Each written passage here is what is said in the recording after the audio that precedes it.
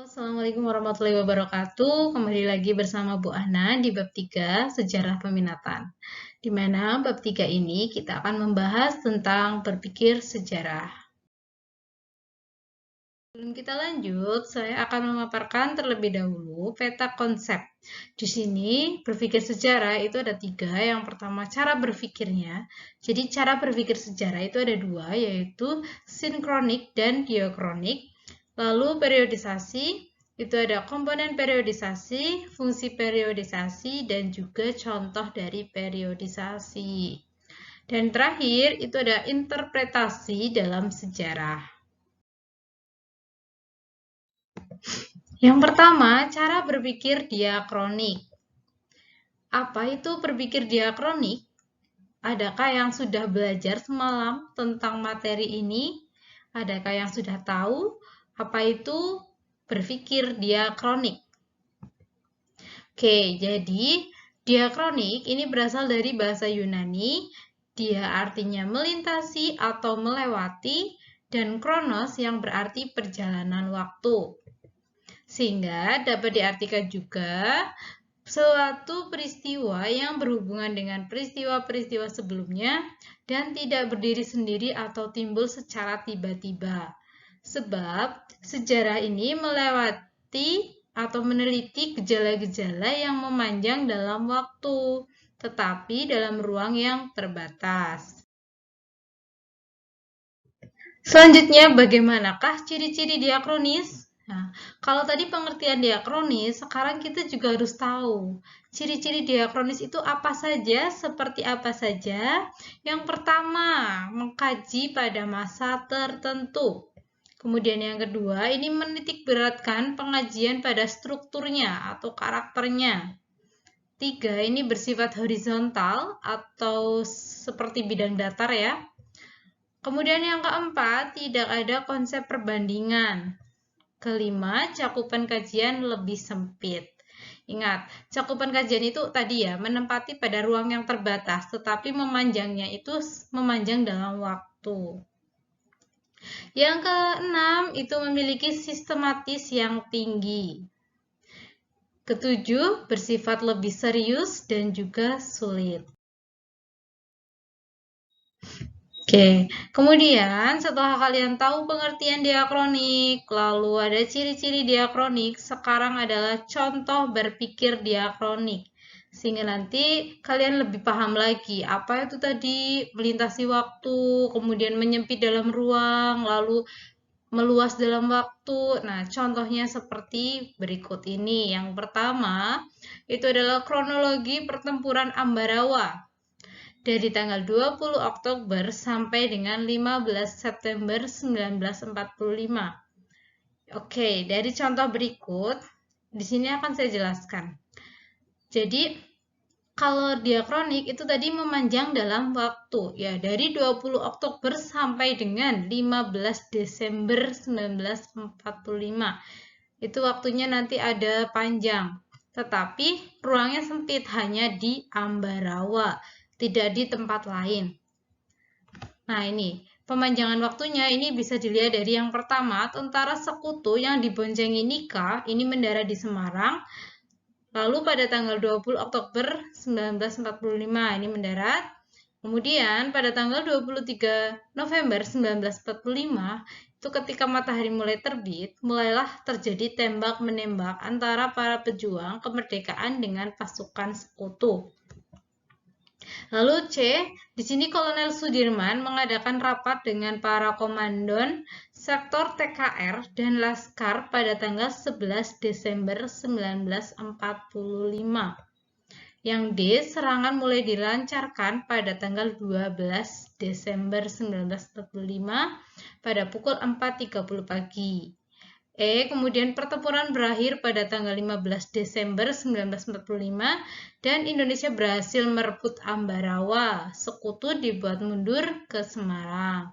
Ya, jadi kita bisa melihat ya di sini kronologi pertempuran Ambarawa itu sangat panjang waktunya, tetapi hanya lingkup ruangnya itu hanya di sekitar Ambarawa saja, sedikit atau menyempit. Nah, yang kedua, ini ada cara berpikir sinkronik. Kalau tadi adalah diakronik, dia tadi apa? Ya, dia itu melewati atau melintasi, kemudian kronos itu waktu, ya.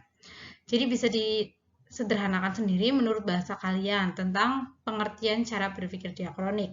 Lalu yang kedua, ini ada cara berpikir sinkronik. Nah, sama pertanyaannya, apa itu berpikir sinkronik? Kira-kira kalian bisa menjelaskan apa itu berpikir sinkronik? Ya, jadi kata sinkronik ini berasal dari bahasa Yunani sama seperti dengan diakronik, di mana kalau sin itu berarti dengan, lalu kronos yang berarti waktu atau masa.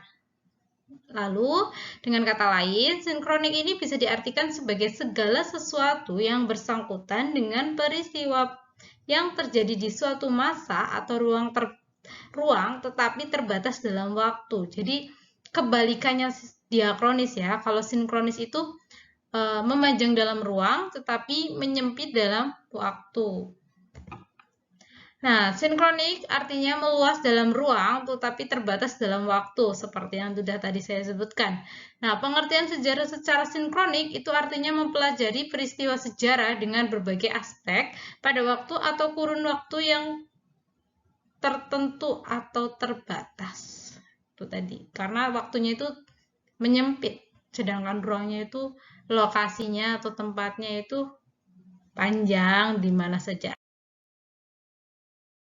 Oke, selanjutnya, bagaimanakah ciri-ciri sinkronik? Kalau tadi ciri-ciri diakronik ada yang masih ingat? Ya, yang pertama bersifat horizontal ya kalau diakronik. Nah, sekarang kita akan membahas ciri-ciri sinkronik.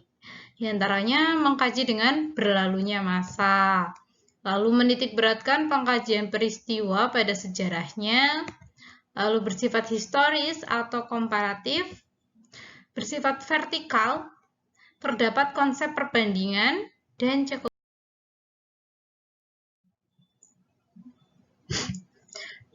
Selanjutnya contoh berpikir sinkronik. Nah, jadi berbeda ya kalau diakronik itu tadi memanjangnya dalam waktu sehingga contohnya hanya peristiwa, kronologi peristiwa ini, kronologi peristiwa itu. Sedangkan cara berpikir sinkronik itu lebih ke menceritakannya karena dia di sini adalah memanjang dalam ruang. Contohnya, ini ada lahirnya Sumpah Pemuda itu berawal dari Kongres Pemuda II yang dilaksanakan pada tanggal 27 dan juga 28 Oktober 1928. Kegiatan ini menjadi refleksi dari fenomena yang terjadi saat itu. Kongres Pemuda II ini digelar dalam 3 sesi di 3 tempat berbeda di Jakarta oleh Organisasi Perhimpunan Pelajar Indonesia atau PPPI yang diketuai oleh Sugondo Jojo Puspito dengan anggota pelajar dari seluruh wilayah Indonesia. Sedangkan 3 tempat yang dijadikan tempat pergelaran Kongres Pemuda itu yakni pada rapat pertama Sabtu 27 Oktober 1928 di Gedung Katolik Jongelingen Bonn atau KJB. Lalu Waterloo Plain yang lebih dikenal dengan lapangan benteng.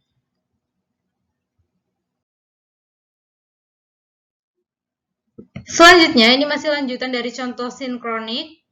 Jadi, rapat kedua itu terjadi pada hari Minggu, 28 Oktober 1928 di Gedung OS Java Biskop di Jalan Medan Merdeka Utara. Kemudian pada rapat ketiga atau rapat penutup ini dilaksanakan di Gedung Indonesisch Clubgebouw di Jalan Kramat Raya 106. Ketiga tempat ini itu berlokasi di Jakarta Pusat. Sejumlah perwakilan pemuda turut hadir dalam Kongres Pemuda tersebut, di antaranya Jong Java, Jong Batak, Jong Celebes, Jong Sumateranan Bon, Jong Islamiatan Bon, Jong Ambon, dan sebagainya. Tidak ketinggalan beberapa pengamat dari pemuda Tionghoa seperti Kui Tiang Hong, John Lau John Hock, Oi Kai Siang, dan Choi Jin Kui. Ini berbekal Kongres Pemuda ini lahirlah 3 keputusan penting di mana pemuda itu akhirnya membuat komitmen di antara pemuda-pemudi Indonesia terhadap bangsa dan juga negara Republik Indonesia. Nah, itu tadi pengertian sekilas tentang cara berpikir sejarah, yaitu cara berpikir diakronik dan juga cara berpikir sinkronik. Silakan kalian pelajari dulu materinya, bisa kalian tambahkan materi-materi juga dari buku, dari internet, dan juga dari pembelajaran kita hari ini. Silakan kalian catat, kalian rangkum, kalian komparasikan lagi dengan sumber-sumber lain. Lalu nanti kita akan mengadakan kuis. Nah, kuisnya masih materi bab 3. Di pertemuan berikutnya akan saya buat kuis untuk kalian. Oke, jika ada pertanyaan bisa kalian tulis di kolom komentar di dalam forum tentang materi ini ya. Di situ silakan kalian boleh bertanya apapun, berdiskusi di sana. Sementara waktu, selama kita belum bisa melakukan tatap muka dalam pembelajaran. Oke, kalau sudah paham, saya akhiri. Terima kasih. Wassalamualaikum warahmatullahi wabarakatuh. Dah.